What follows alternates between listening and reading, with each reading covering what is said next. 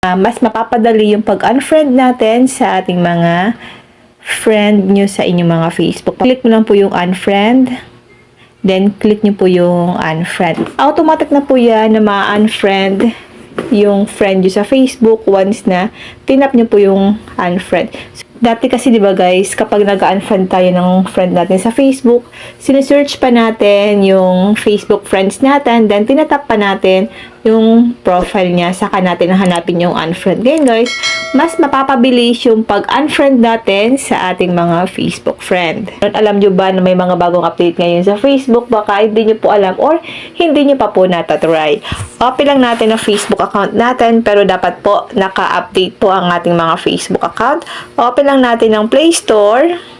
Click natin ang search engine. Dito po sa may search engine, i-type lang natin ang Facebook. Then, search natin.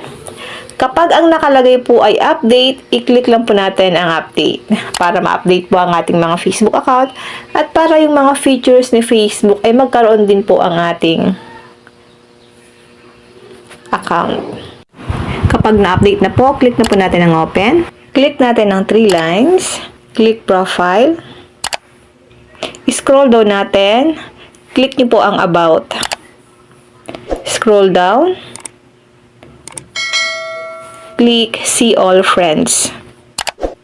Lalabas dito lahat ng mga friends natin sa ating Facebook. Click natin ang manage.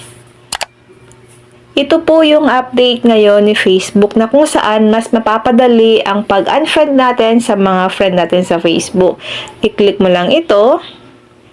Then, i-click nyo po yung unfriend. Then, automatic na po yan na ma-unfriend yung Facebook friend natin. Cancel lang natin guys.